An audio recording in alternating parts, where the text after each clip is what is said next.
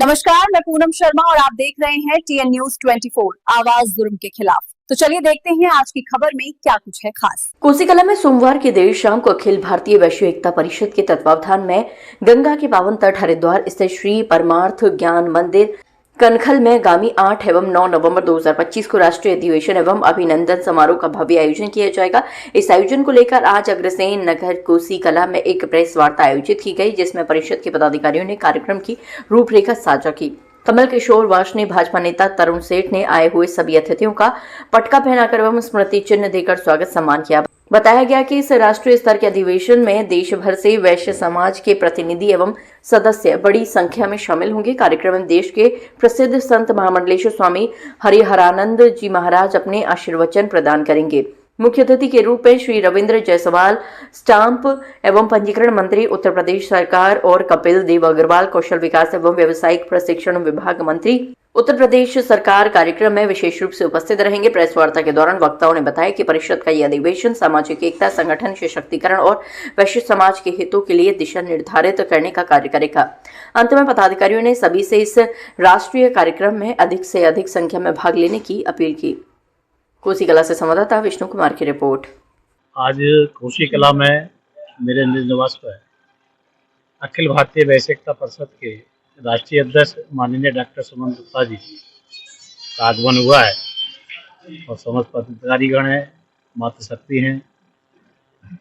राष्ट्रीय अधिवेशन अभिनंदन समारोह 8 और 9 नवंबर को हरिद्वार में श्री परमार्थ ज्ञान मंदिर कनखल हरिद्वार में होने जा रहा है। तो उम्मीद है कि इसमें काफ़ी संख्या में पूरे प्रदेश से और पूरे देश से लोग पहुँचने की संभावना है काफ़ी संख्या में, और ये अभिनंदन समारोह और अधिवेशन सफल होगा, ऐसी मेरे को के द्वारा आयोजित राष्ट्रीय अधिवेशन और सम्मान समारोह का कार्यक्रम 8 और 9 नवंबर को हरिद्वार में रखा गया है। इसके मुख्य अतिथि के रूप में श्री कपिल अग्रवाल, उत्तर प्रदेश सरकार में स्वतंत्र प्रभार के राज्य मंत्री हैं, और आगरा के पूर्व मेयर और राज्यसभा सदस्य श्री रविंद्र जैन जी वहाँ पर उपस्थित रहेंगे, और उत्तर प्रदेश सरकार के पर्यटन मंत्री श्री रविंद्र जायसवाल जी के सानिध्य में ये कार्यक्रम वहाँ पर हो रहा है।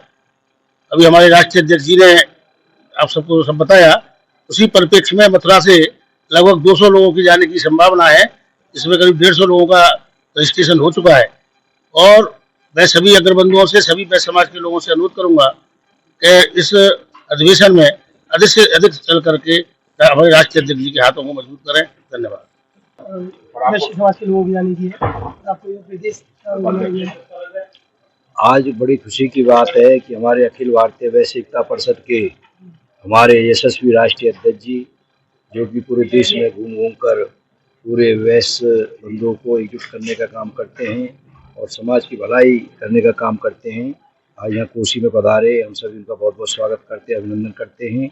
साथ में उनके साथ हमारे राष्ट्रीय प्रभारी श्री हरिओम जी, जो कि मथुरा से ये माट वाले, वो भी पधारे हुए हैं। अमित वासने जी राष्ट्रीय महासचिव हैं, वो भी हमारे बीच में यहाँ पधारे हुए हैं पूरी टीम के साथ, और उनकी पूरी टीम यहाँ पर उपस्थित है। बहुत बहुत उनको स्वागत करते हैं। जैसा कि माननीय राष्ट्रीय अध्यक्ष जी ने बताया कि 8 और 9 तारीख को हरिद्वार में कनखल में राष्ट्रीय अधिवेशन अखिल भारतीय वैश्य एकता परिषद का होने जा रहा है, और उसमें केवल कोसीकला से नहीं, मथुरा से, पूरे उत्तर प्रदेश से और देश से उसमें वैश्य समाज के प्रतिनिधि भाग लेंगे, और विभिन्न समस्याओं पर, ज्वलंत मुद्दों पर वहाँ पर चर्चा विचार विमर्श किया जाएगा। उनका किस तरह से हल निकाला जाए, ये भी उसमें विचार किया जाएगा, और सरकार से हम क्या क्या अपनी बात रख सकते हैं, मांग रखते हैं माननीय राष्ट्रीय अध्यक्ष जी के द्वारा, क्योंकि राष्ट्रीय इकाई है, तो इसलिए पूरे देश के विभिन्न प्रदेशों के इसमें प्रदेश अध्यक्ष और पूरा संगठन के लोग इसमें सहभागिता करेंगे।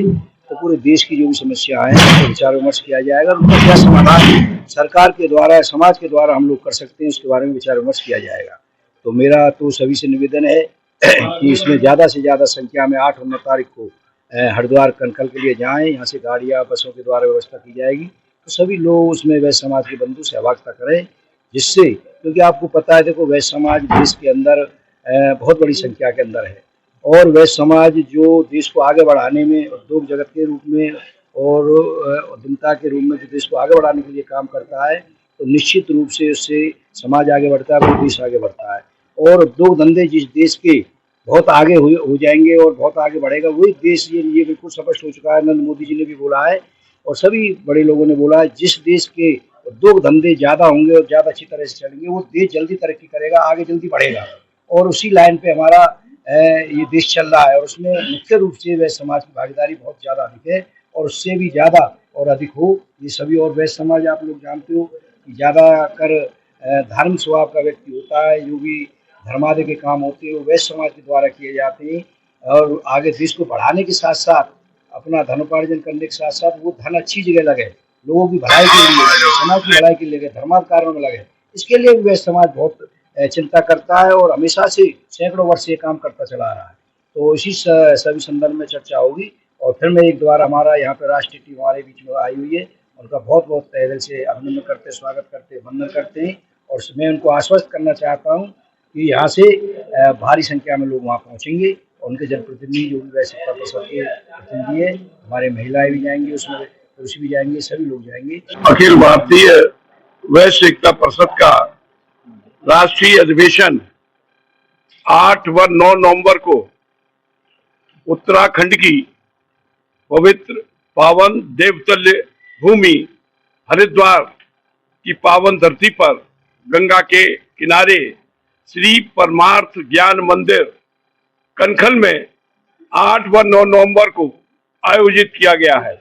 इस राष्ट्रीय अधिवेशन में सामाजिक, राजनीतिक व आर्थिक प्रस्ताव भी पारित हम लोग करने वाले हैं। उत्तर प्रदेश में तथा देश में वैश्य समाज की सर्वाधिक आबादी 20% की आबादी वाला ये बृहद वैश्य समाज, लेकिन राजनीतिक हिस्सेदारी और भागीदारी नगण्य है। इस विषय पर भी हम लोग गहनता से चिंतन और मनन करके प्रमुख रूप से मांग करेंगे कि वैश्य समाज की भी राजनीतिक हिस्सेदारी और भागीदारी बढ़े।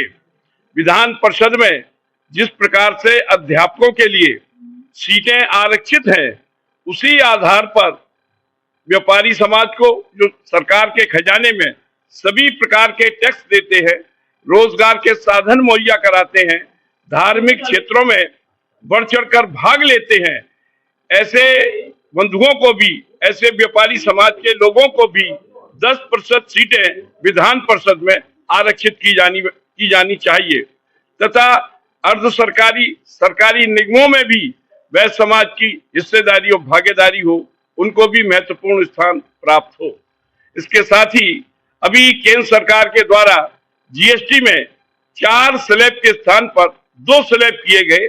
निश्चित रूप से ये व्यापारी समाज के लिए, छोटे मध्यम मझोले स्तर का व्यापार और उद्योग चलाने वाले बंधुओं के लिए बहुत ही सुखद और लाभकारी निर्णय केंद्र सरकार के द्वारा लिया गया है।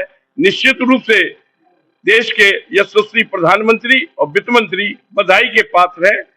पहले 5% के स्लैब में केवल 45 वस्तुएं थी, आज वर्तमान में 154 वस्तुएं इसके अंदर समाहित की गई हैं और दैनिक उपभोग की वस्तुएं सम्मिलित होने से इसका लाभ आम उपभोक्ताओं को भी प्राप्त हो रहा है। इसके साथ ही केंद्र सरकार के द्वारा एक महत्वपूर्ण निर्णय और लिया गया है।